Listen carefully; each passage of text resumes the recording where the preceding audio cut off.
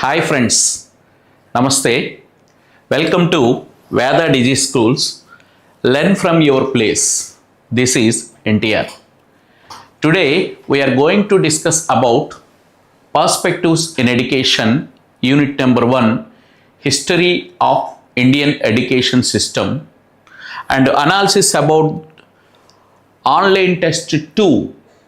Okay, ఈరోజు మనం భారతదేశంలో విద్యా చరిత్ర అనే పాఠ్యాంశానికి సంబంధించి ఆన్లైన్ టెస్టులు మనం కండక్ట్ చేసుకుంటున్నాం.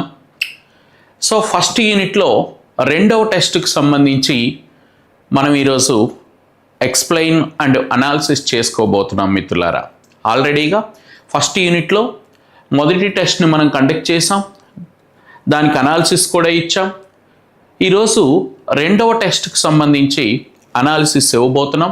మీ అందరికీ తెలుసు, పర్స్పెక్టివ్స్ ఇన్ ఎడ్యుకేషన్లో మనకి 5 యూనిట్లు ఉన్నాయి. ఎస్జిటి కానీ, స్కూల్ అసిస్టెంట్ కానీ, అటు తెలంగాణ కానీ, ఇటు ఆంధ్రప్రదేశ్ కానీ, లేదా ఎంటైర్ 2 స్టేట్స్లో డిప్యూటీ ఎడ్యుకేషనల్ ఆఫీసర్ సిలబస్లో కానీ విద్యా దృక్పథాలు అనేది ఉన్నది.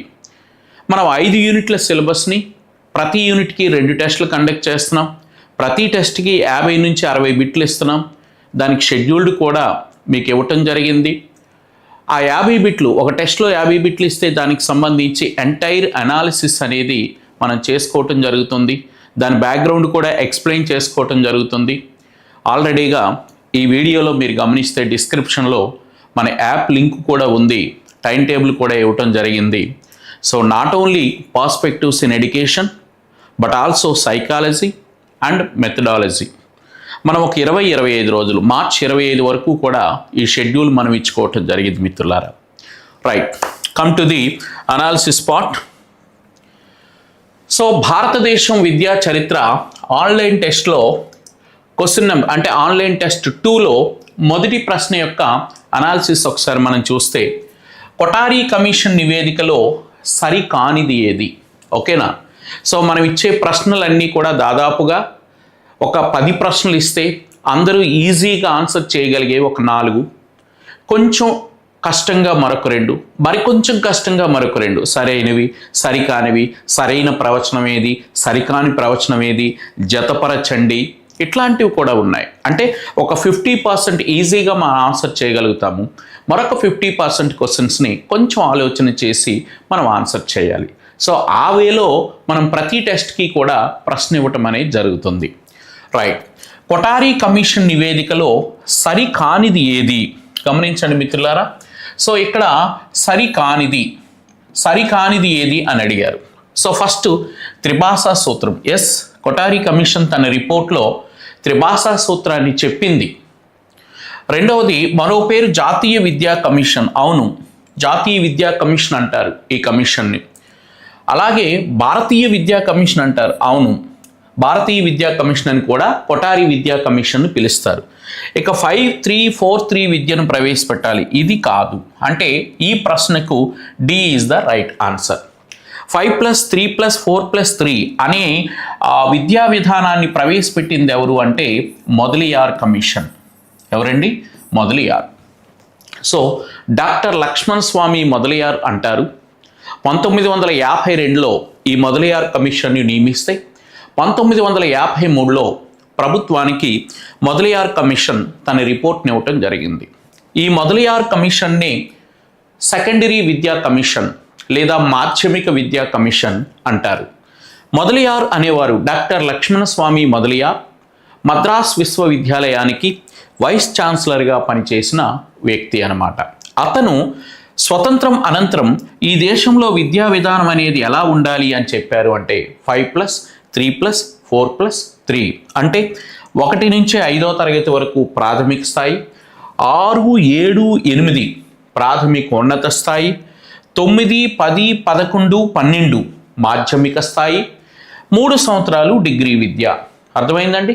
సో ఈ విద్యా నిర్మితి అనేది ఎవరు చెప్పారు అంటే మొదలియార్, డాక్టర్ లక్ష్మణ్ స్వామి మొదలియార్. ఈయన ఏం చెప్పడం జరిగింది? స్వతంత్ర భారతదేశంలో విద్యా నిర్మితి, కన్స్ట్రక్షన్ అనేది ఎట్లా ఉండాలి అంటే 1వ తరగతి నుంచి 5వ తరగతి వరకు 5 సంవత్సరాలు, 6వ తరగతి, 7వ తరగతి, 8వ తరగతి అప్పర్ ప్రైమరీ, మూడు సంవత్సరాలు, 9, 10, 11, 12 సెకండరీ ఎడ్యుకేషన్ 4 సంవత్సరాలు, డిగ్రీ అనేది first year, second year, third year 3 సంవత్సరాల డిగ్రీ ఉండాలని ఈ విద్యా నిర్మితి చెప్పిన వారు ఎవరు అంటే మొదలయ్యారు, అంతేగాని కొఠారి చెప్పలేదు. కానీ D S Kothari is the very very important education commission in our country. మన దేశంలో మన దేశ విద్యా విధానాన్ని ప్రభావితం చేసిన నివేదికలలో చాలా ముఖ్యమైన నివేదిక ఎవరిది అంటే దౌలత్ సింగ్ కొఠారి. ఈయన యూజీసీకి చైర్మన్గా పనిచేసిన వ్యక్తి. 1964 జూలై 14వ తేదీన కొఠారి కమిషన్ను నియమించడం జరిగింది. 1966లో తన నివేదికనివ్వటం జరిగింది. దాదాపు 21 నెలల పాటు వర్క్ చేసి డిఎస్ కొఠారి తన రిపోర్ట్ ఇవ్వటం జరిగింది. అంటే కొఠారి కమిషన్ నియమించడం, రిపోర్ట్ ఇవ్వడము, ఇదంతా కూడా లాల్ బహదూర్ శాస్త్రి గారు ప్రధానమంత్రిగా ఉన్నప్పుడు జరిగిన కార్యక్రమం. 1964లో కమిషన్ నియమిస్తే 1966లో కమిషన్ తన రిపోర్ట్ ఇవ్వటం జరిగింది. దాదాపు 17 మంది సభ్యులు ఈ కొఠారి కమిషన్ రిపోర్ట్లో ఉన్నారు. అందరూ భారతీయులే. అందువలనే దీనిని జాతీయ విద్యా కమిషన్ అని, భారతీయ విద్యా కమిషన్ అని, కొఠారి కమిషన్ పిలవటం జరుగుతుంది మిత్రులారా. మరి డిఎస్ కొఠారి తన రిపోర్ట్లో ఏం చెప్పాడంటే ఒక స్లోగన్ చెప్పాడు. యాక్చువల్గా కొఠారి కమిషన్ రిపోర్ట్ని ప్రాథమిక విద్యకు సంబంధించి, ఎందుకంటే ఎక్కువ అంశాలు ప్రాథమిక విద్యకు సంబంధించినవి ఇతని రిపోర్ట్లో ఉన్నాయి. ప్రాథమిక విద్యకు సంబంధించి మాగ్నా కార్టా ఏమంటాడు, ప్రాథమిక విద్యకు సంబంధించి ఒక ఎన్సైక్లోపీడియా. ఓకేనా, భారతదేశంలో ప్రైమరీ ఎడ్యుకేషన్కి సంబంధించి ఎన్సైక్లోపీడియా వంటి రిపోర్ట్ అని ఎవరి రిపోర్ట్ను పిలుస్తారు అంటే కొఠారి రిపోర్ట్ను పిలుస్తారు అన్నమాట. ఓకేనా, మరి భారతదేశ భవిష్యత్తు తరగతి గది 4 గోడల మధ్య నిర్మితమై ఉన్నది అని చెప్పినది ఎవరు అంటే కొఠారి. ఓకేనా, సో ఈ కొఠారి కమిషన్ తన రిపోర్ట్లో ఒక మాట ఏం చెప్తాడు అంటే జాతీయ విద్య వికాసం అభివృద్ధి. సో జాతీయ విద్య వికాసం అభివృద్ధి అనే ఒక టైటిల్తో తన రిపోర్ట్ని ప్రభుత్వానికి ఇవ్వటం జరుగుతుంది కొఠారి కమిటీ.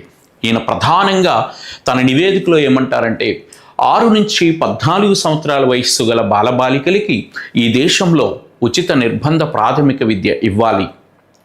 1 కిలోమీటర్ పరిధిలో ప్రాథమిక పాఠశాలను స్థాపించాలి. 3 కిలోమీటర్ల పరిధిలో ప్రాథమికోన్నత పాఠశాలను స్థాపించాలి. పాఠశాల విద్యార్థులలో డ్రాప్ అవుట్స్ను అరికట్టడానికి మధ్యాహ్న భోజన కార్యక్రమాన్ని నిర్వహించాలి. అదేవిధంగా ఉచితంగా పాఠ్యపుస్తకాలని, అదేవిధంగా ఉచితంగా యూనిఫామ్ని ఇవ్వాలి అని చెప్పారు.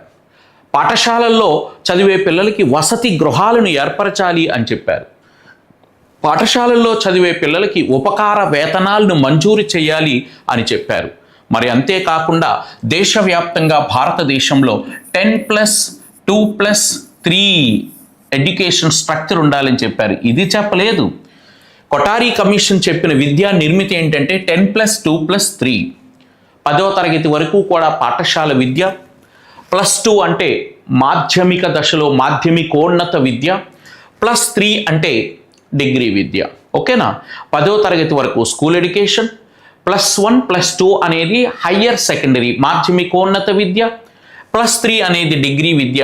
ఎంటైర్ దేశవ్యాప్తంగా ఇట్లాంటి విద్యా విధానమే ఉండాలి అని చెప్పారు. అదేవిధంగా దేశవ్యాప్తంగా సామాన్య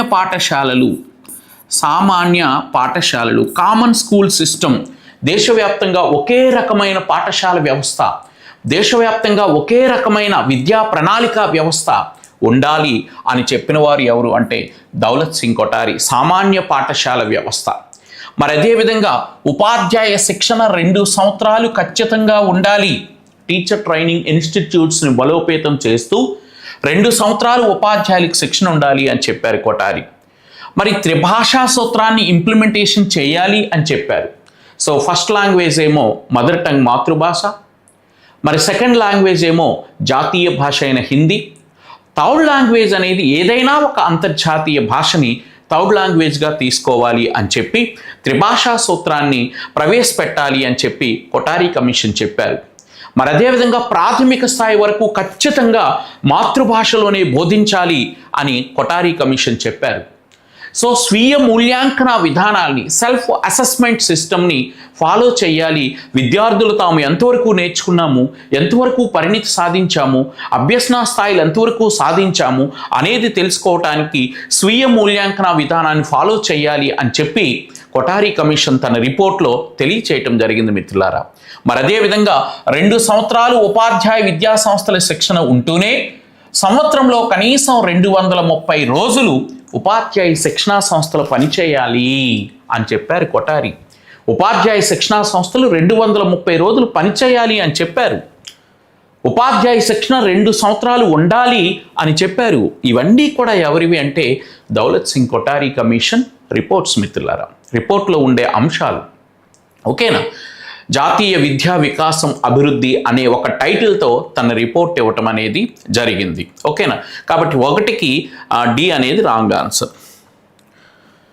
నెక్స్ట్ ప్రశ్నకి వెళ్తే, ప్రాథమిక స్థాయిలో ఇంటి పనిని నిషేధించి, సో ప్రైమరీ లెవెల్లో హోంవర్క్ అనేది ఉండకూడదు, కృత్యాధార పద్ధతుల ద్వారా, దృశ్య శ్రవణ పద్ధతుల ద్వారా విద్యను అందించాలి అని సిఫార్సు చేసిన కమిటీ ఏది అంటే మిత్రులారా చతుర్వేది కమిటీ.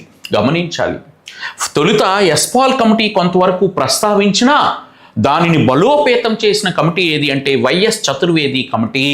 ఓకేనా?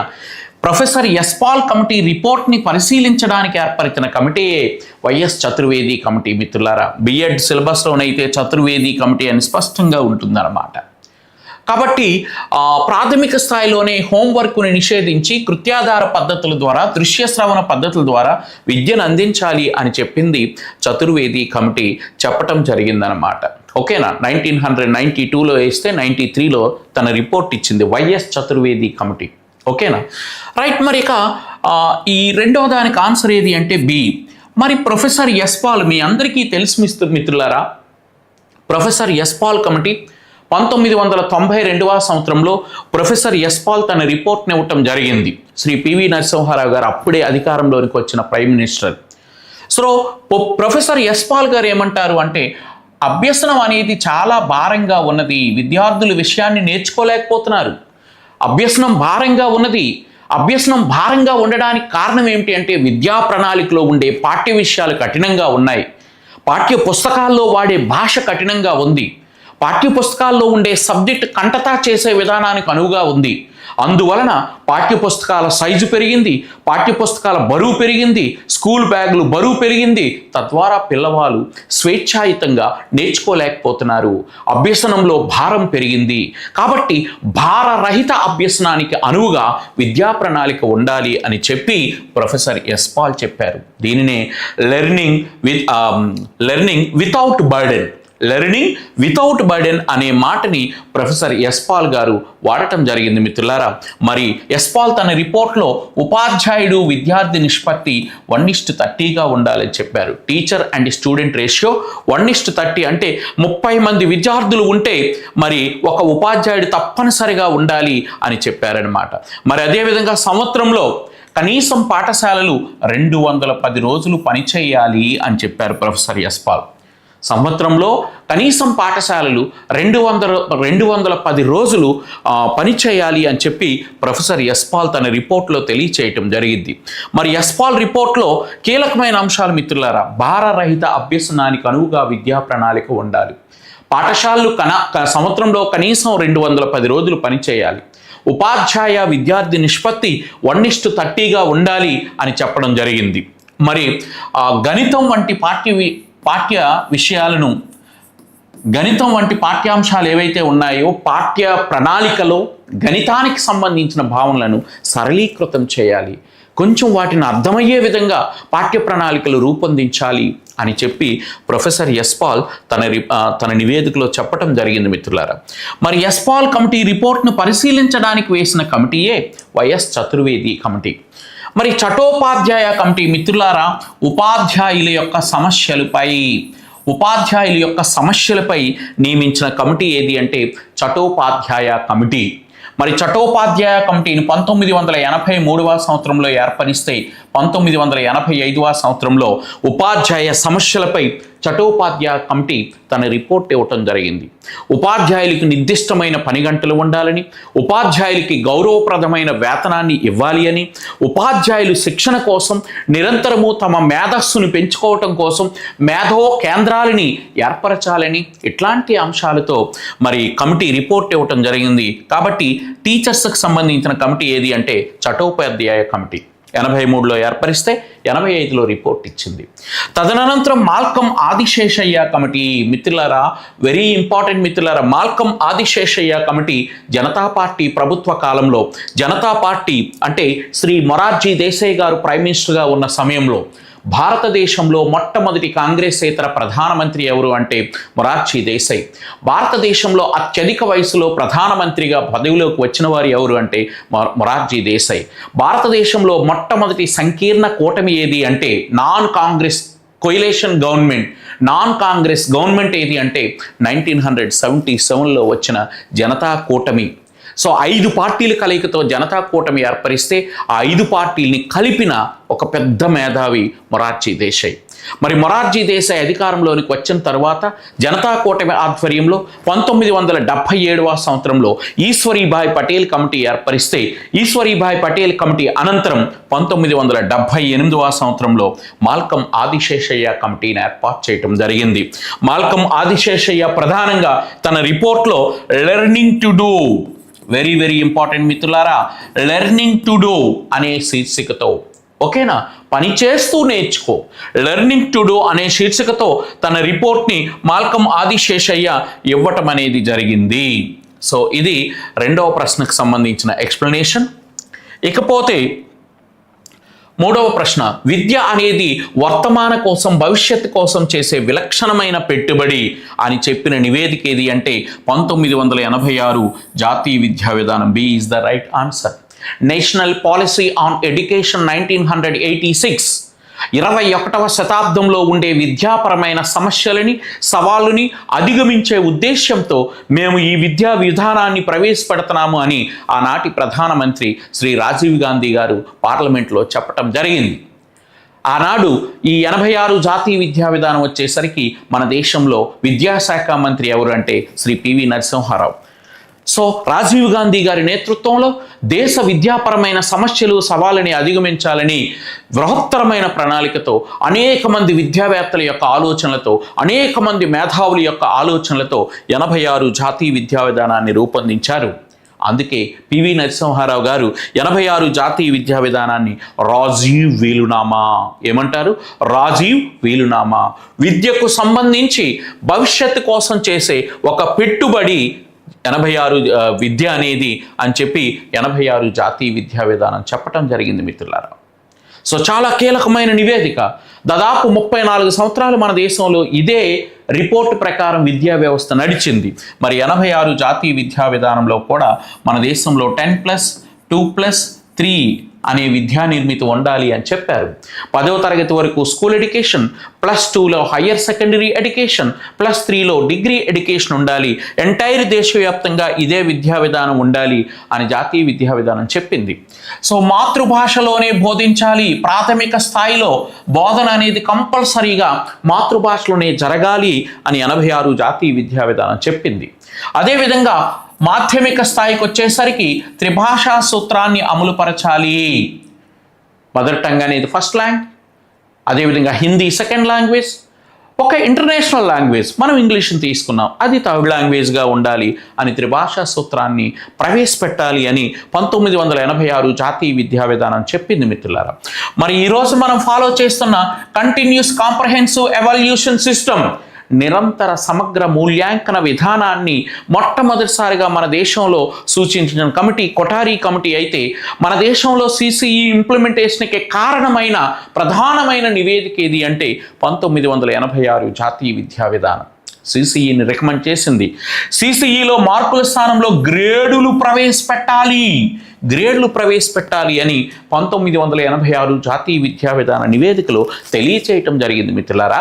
మరి ఈరోజు మనం చూస్తున్న నవోదయ పాఠశాలలు, నవోదయ పాఠశాలలు, జవహర్ నవోదయ పాఠశాలల్ని ఏర్పరచాలి అని చెప్పిన నివేదిక ఏది అంటే 1986 జాతీయ విద్యా విధానం.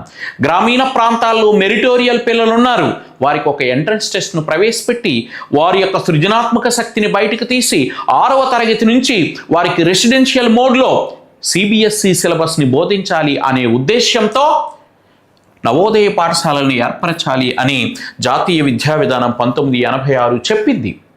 మరి సార్వత్రిక విద్యాలయాలు ఏర్పరచాలి. సార్వత్రిక విద్యాలయాలు అవి పాఠశాల వ్యవస్థలో కానీ, ఇంటర్మీడియట్ వ్యవస్థలో కానీ, డిగ్రీ వ్యవస్థలో కానీ, open schools and open colleges ఈ కోర్సులను ప్రవేశపెట్టాలి అని సూచించింది ఎవరు అంటే 1986 జాతీయ విద్యా విధానం.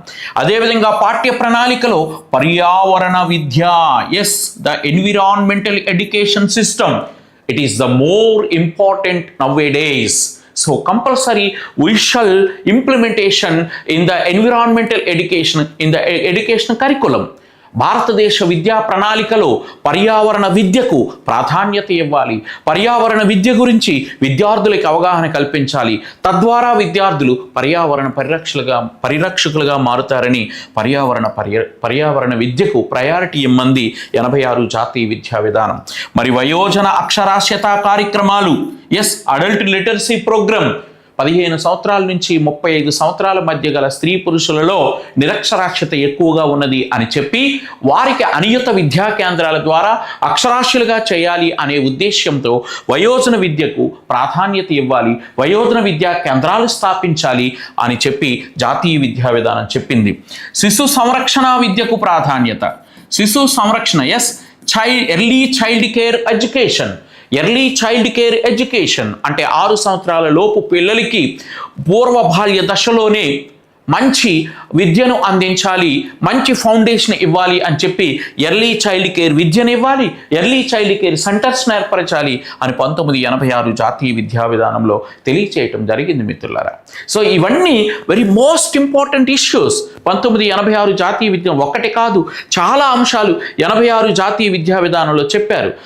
దూర విద్య కానీ, వయోజన విద్య కానీ, మరి పర్యావరణ విద్య కానీ, మరి అదేవిధంగా గ్రామీణ స్థాయిలో విశ్వవిద్యాలయాలు ఏర్పరచాలి, సాంకేతిక విద్యను అందించాలి, తద్వారా పారిశ్రామిక శిక్షణకు అవకాశం కల్పించాలి అని చెప్పారు.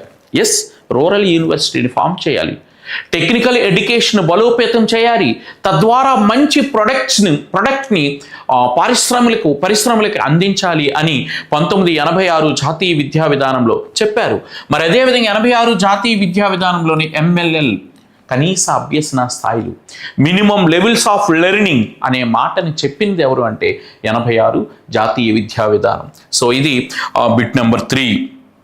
నెక్స్ట్ మిత్రులారా, 86 జాతీయ విద్యా విధానాన్ని సమీక్షించి ఆచరణాత్మక సిఫార్సులు చేయమని నియమించిన కమిషన్ ఏది అంటే మిత్రులారా POA 1992 ఆచరణాత్మక ప్రోగ్రామ్ ఆఫ్ యాక్షన్, ఆచరణాత్మక కార్యాచరణ పథకం 1992. 1986 జాతీయ విద్యా విధానాన్ని ఒకసారి సమీక్షించి ఇంకా బాగా ఇంప్లిమెంటేషన్ చేయడానికి అవసరమైన ఒక కార్యాచరణ పథకమే 1992 ప్రోగ్రామ్ ఆఫ్ యాక్షన్. మరి మిత్రులారా 1992 ప్రోగ్రామ్ ఆఫ్ యాక్షన్లో చెప్పిన అంశాలు ఏమిటి అంటే కేంద్రంలో ఎలాగూ కేబ్ అనేది ఉంది, central advisory board of education. మరి రాష్ట్రంలో సేబ్ అనేది ఏర్పరచాలి, state advisory board of education. జాతీయ స్థాయి వలె రాష్ట్రాల్లో కూడా ఏర్పరచాలి అని ప్రోగ్రామ్ ఆఫ్ యాక్షన్ 1992 చెప్పడం జరిగింది. మరి అదేవిధంగా డిస్ట్రిక్ట్ లెవెల్లో, జిల్లా స్థాయిలో విద్యా పర్యవేక్షణ మరియు నియంత్రణ కోసం జిల్లా స్థాయిలో డిస్ట్రిక్ట్ లెవెల్ ఎడ్యుకేషన్ ఆఫీసర్, అంటే ఇక్కడ డిస్ట్రిక్ట్ లెవెల్ అని చెప్పలేము కానీ జిల్లా స్థాయిలో ఒక విద్యా అధికారిని ఏర్పరచాలి. తద్వారా అతని ఆధ్వర్యంలో విద్యా కార్యక్రమాలు జరగాలి. మరి అతని ఆధ్వర్యంలోనే ఎంటైర్ పర్యవేక్షణ నిర్వహణ అనేది జరగాలి. జిల్లా స్థాయిలో ఎడ్యుకేషనల్ CEO, ఆ పదవిని ఏమంటారంటే జిల్లా స్థాయిలో CEO, chief educational officer. So chief educational officer అనే ఒక పోస్ట్ని ఏర్పాటు చేసి అతని ఆధ్వర్యంలో జిల్లా స్థాయి విద్యను నిర్వహించాలి అని ప్రోగ్రామ్ ఆఫ్ యాక్షన్ 1992లో ప్రస్తావించబడి ఉన్నది. మరి అదేవిధంగా పాఠశాల విద్య కానీ, అనియత విద్య కానీ వయోజన విద్య కానీ వీటికి సంబంధించిన ప్రణాళికలు ప్రమాణాలు రూపొందించి అమలుపరచాలి. సో పాఠశాల విద్య, అనియత విద్య, వయోజన విద్య, +2 స్థాయి విద్య వరకు, yes, the school education, informal education, adult education, and also +2 education, we can plan to make good plans and strategies, standards. అర్థమైందా? ఒక ముఖ్యమైన వ్యూహాలని, ప్రమాణాలని, ప్రణాళికలని పాఠశాల విద్యలోనూ, అనియత విద్యలోనూ, వయోజన విద్యలోనూ, +2 స్థాయి విద్యలోనూ రూపొందించాలి అని ప్రోగ్రామ్ ఆఫ్ యాక్షన్ 1992లో చెప్పడం జరిగింది మిత్రులారా. మరి గ్రామీణ స్థాయిలో విద్యను అమలుపరచడానికి గ్రామీణ స్థాయిలోనే సూక్ష్మ ప్రణాళికలు రూపొందించాలి. ఎస్, గ్రామీణ స్థాయిలో సూక్ష్మ ప్రణాళికలు, మైక్రో లెవెల్ ప్లాన్స్ని రూపొందించి విద్యను అమలుపరచాలి అని 1992 ప్రోగ్రామ్ ఆఫ్ యాక్షన్లో పొందుపరచడం జరిగింది మిత్రులారా. మరి జనార్దన రెడ్డి కమిటీ పాఠశాల సముదాయాలు ఏర్పరచాలి. ఎస్, 10 నుంచి 12 పాఠశాలలకు కలిపి స్కూల్ కాంప్లెక్సెస్ను ఏర్పాటు చేయాలి అని చెప్పింది ఎవరంటే జనార్దన్ రెడ్డి కమిటీ. శిక్షాకర్ణి అనే పేరుతో విద్యా సహాయకుల్ని నియమించాలి అని చెప్పినది ఎవరు అంటే జనార్దన్ రెడ్డి కమిటీ మిత్రులారా. కాబట్టి ఈ 4వ ప్రశ్నకు right answer D. Learning by doing అనే సూత్రంపై ఆధారపడిన విద్యా పద్ధతి. Yes, so learning by do అంటే పని చేస్తూ నేర్చుకో అనే సూత్రంపై ఆధారపడినది ఏది అంటే సో అనియత విద్య, ఇన్ఫార్మల్ ఎడ్యుకేషన్. ఎందుకంటే వారు ఫార్మల్గా పాఠశాలకు రాలేరు, రోజు పాఠాలు వినలేరు, పరీక్షలు రాయలేరు. సో అలాంటి వారు ఏంటంటే informal process, evening schools, morning schools, విరామ కాలంలో స్కూల్స్, వేసవి కాలంలో స్కూల్స్, డిస్టెంట్ మోడ్స్ స్కూల్స్, ఓకేనా. సో దూర విద్యా కేంద్రాలు, వీటి ద్వారా ఇన్ఫార్మల్ ప్రాసెస్లో విద్య నేర్చుకుంటూ వారు ఏదో ఒక పని చేస్తూ నేర్చుకోవాలి అనే భావన దేనికి సంబంధించిందంటే ఇన్ఫార్మల్ ఎడ్యుకేషన్, అనియత విద్య. నియత విద్య అంటే రోజు స్కూల్కి రావడం, పాఠాలు వినడం, పాఠ్య ప్రణాళిక ఉంటుంది, టెక్స్ట్ బుక్స్ ఉంటాయి, పాఠాలు చెప్తారు, సమయానుకూలంగా పరీక్షలు పెడతారు. That is called formal. Informal అంటే అప్పుడప్పుడు నేర్చుకునేది. వేసవి సెలవుల్లో, దసరా సెలవుల్లో ప్రత్యేక క్లాసుల ద్వారా మార్నింగ్ టైము, ఈవినింగ్ టైంలో కానీ, నైట్ స్కూల్స్లో కానీ నేర్చుకుంటే that is called informal. College విద్య అంటే కళాశాలలో నేర్చుకునేది. యాదృచ్ఛిక విద్య అంటే మనం అనుకోకుండా నేర్చుకునేది, అనుకోకుండా తెలుసుకునేది. రోడ్డుపై వెళ్తుంటాం, ఒక సంఘటన జరుగుతుంటుంది, దాని నుంచి మనం నేర్చుకుంటూ ఉంటాం. ఇంట్లో ఉంటాం, ఏదో ఒక ఇష్యూ జరుగుతుంది, దాని నుంచి కొంత నేర్చుకుంటూ ఉంటాం. It is called the accidental education. యాదృచ్ఛికంగా, అనుకోకుండా యాక్సిడెంటల్గా జరిగిపోతుంది, దాన్ని యాదృచ్ఛిక విద్య అంటాం అన్నమాట. సో 5th వన్ ఆన్సర్ ఏ. నెక్స్ట్, పుస్తకాల్లో తప్పులు లేకుండా నాణ్యమైన పుస్తకాల ముద్రణ కోసం టెక్స్ట్ బుక్ కమిటీలను నియమించాలి. ఎస్, కొఠారి చెప్పింది ఆల్రెడీగా, దీని గురించి మనం డిస్కస్ చేసుకున్నాం. కేబ్ను విస్తరించండి. Central advisory board of education, cab. So ఈ కేబ్ని 1921వ సంవత్సరంలో ఒక కమిటీ రికమెండేషన్స్ ప్రకారం ఏర్పాటు చేశారు. ఆ కమిటీని కలకత్తా విశ్వవిద్యాలయ సమస్యలపై నియమించారు. ఆ కమిటీ పేరు మైకేల్ షడ్లర్. ఈ మైకేల్ షాడ్లర్ అనే అతను ఇంగ్లాండ్లో లీడ్స్ యూనివర్సిటీకి వైస్ ఛాన్సలర్గా పనిచేసిన వ్యక్తి. ఎవరు? Michael Sadler. సో 1921లో కేబ్ని ఏర్పాటు చేస్తే ఈ కేబ్ అనేది 1929లో తాత్కాలికంగా మూతపడింది. ఎందుకయ్యా అంటే ఆర్థిక మాంద్య పరిస్థితుల వలన కేబ్ 1929లో తాత్కాలికంగా మూతబడింది. మళ్ళా 1935లో కేబు పునరుద్ధరించబడింది. కేబును తిరిగి పునరుద్ధరించండి అని చెప్పిన కమిటీ ఏది అంటే Philip Hartog. So central advisory board of education, B is the right answer. Next, CABE తరహాలో సేబుల్ని రాష్ట్రాల్లో ఏర్పాటు చేయాలని ఇప్పుడే చెప్పామమ్మా, programme of action 1992. So next, SUPW పని అనుభవాల్ని సూచించిన కమిటీలు వరుసగా, ఫస్ట్ అయితే ఈశ్వరీభాయ్ పటేల్ కమిటీ, తర్వాత నూతన విద్యా విధానం ఈ అంశంలో కూడా చెప్పింది. So second one is the right answer. School useful productive work, very very important మిత్రులారా. School useful productive work, so పని అనుభవ పని, స్కూల్ యూజ్ఫుల్ పాఠశాల ఉపయోగకర ఉత్పాదక పని అనే కార్యక్రమం SUPWని సూచించిన committee first Ishwaribhai Patel committee 1977లో నియమిస్తే 78లో ఈమె రిపోర్ట్ ఇచ్చారు. ఈశ్వరీభాయ్ పటేల్ అనే మేడం గుజరాత్ యూనివర్సిటీకి వైస్ ఛాన్సలర్గా పనిచేశారు. తదనంతరం వచ్చిన 86 జాతీయ విద్యా విధానంలో కూడా SUPW గురించి పరోక్షమైన ప్రస్తావన ఉన్నది. కాబట్టి second one is the right answer. అసలు SUPW అంటేనే బ్రాండ్ ఎవరంటే ఈశ్వరీభాయ్ పటేల్ కమిటీ. ఓకేనా? సో ప్రాథమిక పాఠశాల స్థాయిలో కనీసం 20% టైం టేబుల్లో 20% సమయాన్ని SUPWకు ఉపయోగించాలి అని ఈశ్వరీభాయ్ పటేల్ కమిటీ చెప్పింది. అప్పర్ ప్రైమరీ అండ్ సెకండరీ లెవెల్లో మాధ్యమిక స్థాయిలో వారంలో కనీసం 6 గంటల సమయాన్ని SUPW కోసం టైం టేబుల్లో ఏర్పరచాలి అని ఈశ్వరీభాయ్ పటేల్ కమిటీ తన రిపోర్ట్లో చెప్పడం జరిగింది. చాలా ఇంపార్టెంట్ ఈ మేడం. ఈశ్వరీభాయ్ పటేల్ కమిటీ అంటే వెంటనే మనకి జనతా కూటమి గవర్నమెంట్ టైంలో వేసిన మొదటి కమిటీ అని వెంటనే మనకు గుర్తు రావాలి. ఈశ్వరీభాయ్ పటేల్ కమిటీ గారు ఏం చేశారు అంటే ఇంకో మాట NCERT పైనే ఈ బాణాలు వదిలింది.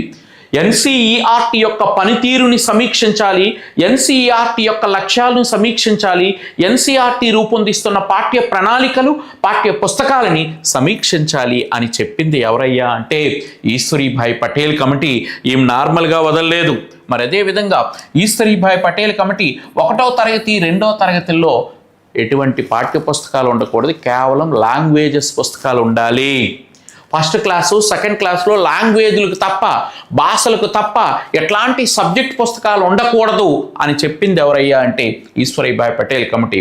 మరి 3వ తరగతి 4వ తరగతి 5వ తరగతుల్లో ఖచ్చితంగా గణితానికి విజ్ఞాన శాస్త్రాలకి ఇతరత్ర అంటే సబ్జెక్ట్ వైజ్ టెక్స్ట్ బుక్స్ ఉండాలి అని 3, 4, 5లో ఉండాలి అని ఈశ్వరీభాయ్ పటేల్ కమిటీ తన రిపోర్ట్లో చెప్పటం జరిగింది మిత్రులారా. కాబట్టి 9th one is right answer is second. Next 10th one Wood's డిస్పాచ్కు సంబంధం లేనిది. సో వుడ్స్ డిస్పాచ్ను వుడ్స్ తాకీదు అంటారు. విద్యకు సంబంధించి హక్కుల పత్రం అని కూడా అంటారు. విద్య యొక్క మాగ్నా కార్టా అంటారు. మానవ హక్కులు మాత్రం కాదు. సో 10వ దానికి ఆన్సర్ సి, మానవ హక్కులు కాదు ఇది. వుడ్స్ తాకీదు, వుడ్స్ డిస్పాచ్ భారతీయ విద్యలో మాగ్నా కార్టా అని HR జేమ్స్ అన్నాడు మిత్రులారు. మాగ్నా కార్టా అంటే హక్కుల పత్రం. యాక్చువల్గా ఇంగ్లాండ్లో 1312లో ఇంగ్లాండ్లో జేమ్స్ అనే వ్యక్తి హక్కులు ఇవ్వటం కోసం ఒక మాగ్నా కార్టా ఒక హామీని ఇచ్చాడు. కానీ ఇక్కడ అలా కాదు. అంతకుముందు ఆ తర్వాత విద్యా వ్యవస్థకు సంబంధించి భారతదేశంలో వుడ్స్ డిస్పాచ్కి ముందు ఒకలాగుంది. వుడ్స్ డిస్పాచ్ వచ్చిన తర్వాత ఎంటైర్ ఎడ్యుకేషన్ సిస్టంలో విస్తృతమైన మార్పులు వచ్చాయి. అందువలన మాగ్నా కార్టా ఒక రాజశాసనం. ఫ్రాన్స్లో అయితే విప్లవాత్మకమైన మార్పుకు నాంది పలికిన ఒక రాజశాసనం వంటిది మాగ్నా కార్టా. అలాంటి మాగ్నా కార్టాని విద్యా వ్యవస్థలో ఎవరి యొక్క డిస్పాచ్ని పిలుస్తాము అంటే వుడ్స్ యొక్క డిస్పాచ్ని పిలవటం జరుగుతుంది. మిత్రులారా, నేను ఎప్పటి వరకు చెప్పిన కాన్సెప్ట్ మీకు బాగా అర్థమవుతుంది, మీకు ఉపయోగపడుతుంది అంటే ఖచ్చితంగా ఒక లైక్ చేయండి, సబ్స్క్రైబ్ చేసుకోండి. పక్కనుండే బెల్ ఐకాన్పై క్లిక్ చేస్తే మేము చెప్పే ప్రతి అప్డేట్ కూడా మీకు రీచ్ అవుతుంది మిత్రులారా. ఇక సెకండ్ థింగ్ ఏంటంటే మా టెస్ట్ ప్రోగ్రామ్ని ఇటు పర్స్పెక్టివ్లో కానీ సైకాలజీలో కానీ మెథడాలజీలో కానీ టెస్ట్ ప్రోగ్రామ్ విత్ అనాలిసిస్ని ఫాలో అవ్వాలి అంటే ఖచ్చితంగా డిస్క్రిప్షన్లో ఉండే వేద డిజీ స్కూల్కి సంబంధించిన యాప్ని కూడా మీకు అవసరమైతే డౌన్లోడ్ చేసుకోండి. Thank you everyone.